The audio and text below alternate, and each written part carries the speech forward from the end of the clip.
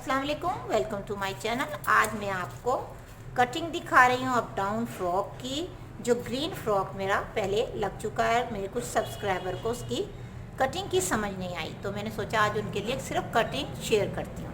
ये देखिए, मैंने फ्रंट बैक की एक फ्लेयर ली है ऊपर की साइड से, जो कि सिर्फ 5 इंच की विड्थ में, ये देखें लेंथ में है, और विड्थ मैंने सिर्फ एक अर्ज का लिया है, एक ही अर्ज लिया है, डबल फोल्ड कर लिया है।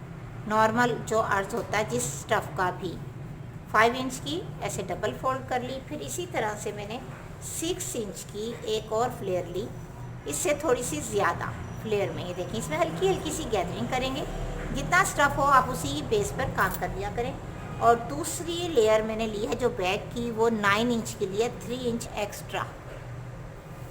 ये देखें, 3 इंच एक्स्ट्रा इससे फ्लेयर से। ये तो हो गई मैंने फ्लेयर की आपको कटिंग का मेन समझाने का तरीका, कि आप जितने भी फ्लेयर हों, चाहे अर्ज अर्ज के रखने हो, दो दो अर्ज के रखने हो, तीन तीन अर्ज के रखने हो, जैसे भी रखने हो, जो सेंटर में जोड़ रख लें पहले। अगर 2 अर्ज रखने हैं, सेंटर का जोड़ हो गया, और इसी तरह से ये भी 2 अर्ज रखने हो तो ये अर्ज से थोड़ा सा कम है।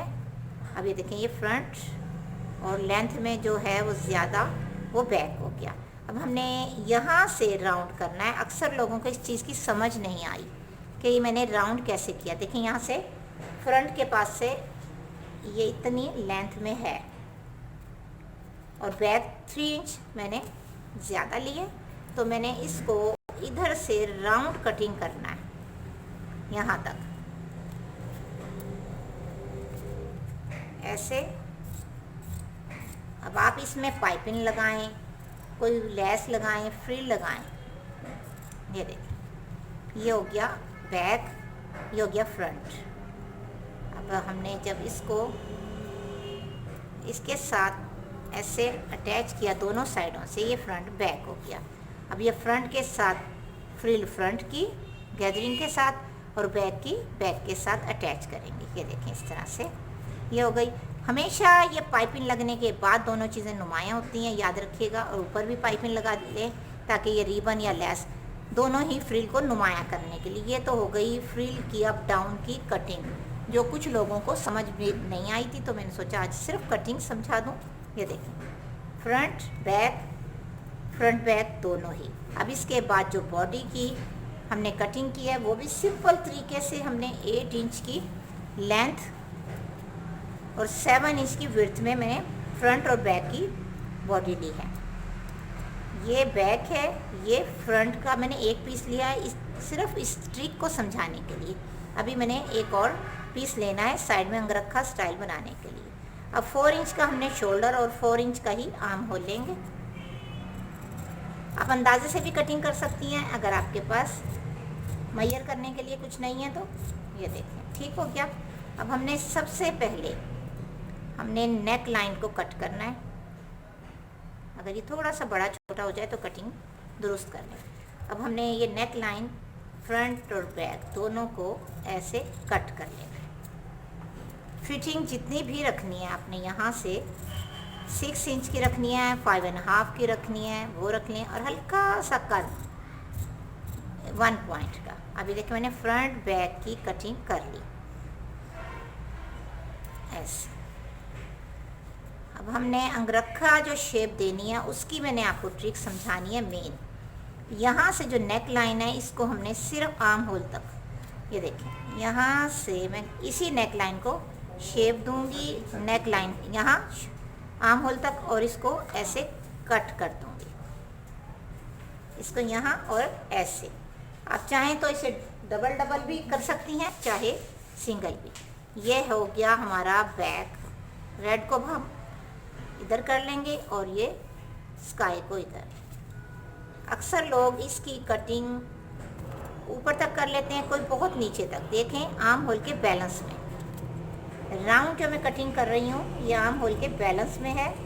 मैंने वैसे वॉइस में भी अपने कुछ सब्सक्राइबर को बात तो समझाई है, उन्हें शायद समझ नहीं आई, और कमेंट्स पर भी, तो मैंने सोचा आज आपको रियल में ऐसे समझा दूँ। ये देखें, अब एक पीस हमने ऐसे कट कर लिया। अब जब हम इसके साथ का दूसरा पीस करेंगे, अगर आपके पास फुल कपड़ा है तो आप फुल भी ले सकती हैं। अगर इतना ही है तो आप इतना ही ले लें, लेकिन ये तीनों ही पीस गुम सिलाई में होंगे, याद रखिएगा। ये देखें, अब आपके पास जिस तरह से भी बचा हुआ पीस है, होना एक ही रुख का चाहिए सीधा। अब हमने ये वाला पीस इसके बैलेंस में कट करना है ऐसे, ताकि कहीं से हमारा कपड़ा ज़ाया ही ना हो और बच भी जाए, ताकि वो गुम सिलाई वाला भी बन जाए, इसमें से हमारे फ्रॉक के बेल्ट बन जाएं और कपड़ा बिल्कुल भी कहीं से ज़ाया ना होने की सूरत में आप ऐसे कटिंग कर लें। इसका सीधा उल्टे कपड़े का इशू नहीं है, आप किसी रुख का भी ये वाला रख लें या ये रख लें। अब इसके बाद इस पीस को हम सेम इसी ट्रिक से कट करेंगे जो आपने एक अंगरखे की शेप का किया है। आप जैसे भी कर सकती हैं, ये ज़रूरी नहीं आपने इस तरह से रखा है तो आप सेम इसी रुख का करें, आप चेंज भी कर सकती हैं रुख। प्लेन राइट साइड कर लें, प्रिंट लेफ़्ट साइड कर लें, इनका कोई इशू नहीं है फ़िलहाल बेबी फ्रॉक में, ये याद रखिएगा। बड़े सूटों में तो लेफ़्ट साइड का होता है इशू, फ्रॉकों में नहीं।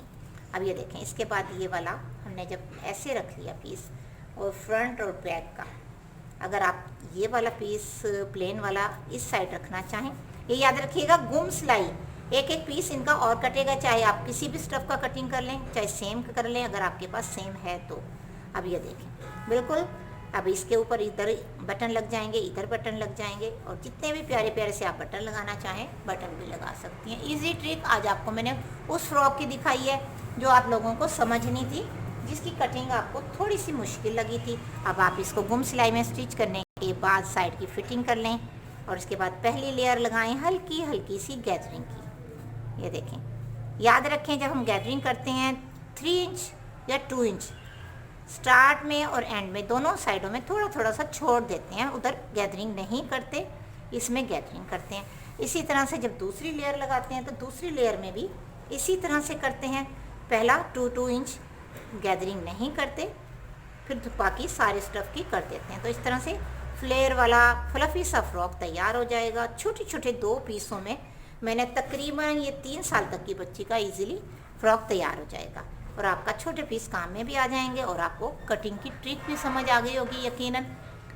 जिनको ये कटिंग समझनी थी वो मुझे ज़रूर बताएं कि वाकई आज आपको समझ आई है कि नहीं। दुआ में याद रखिएगा, ज़िंदगी रही तो फिर मिलूँगी आपके साथ, लेकर आऊँगी और मज़ीद कटिंग जो आप सीखना चाहते हैं। और एक और बात मैंने अपने तमाम व्यूअर सब्सक्राइबर से कहनी है कि जिनको कटिंग स्टिचिंग आती है तो वो प्लीज़ ज़रूर मुझे अपनी कटिंग स्टिचिंग दिखाएं, तो फिर मैं अपने ग्रुप में जो मेरे शामिल हैं या होना चाहती हैं, मैं उन्हें best student of the week ज़रूर गिव अवे समझ लें या इनाम समझ लें, मैं दूंगी इंशाल्लाह। अगर आप हिस्सा लेना चाहती हैं मेरी इस कोशिश में या समझ लें, जो भी आप इसको नाम दे सकती हैं, तो ज़रूर शामिल हैं। ओके जी, अल्लाह हाफिज़।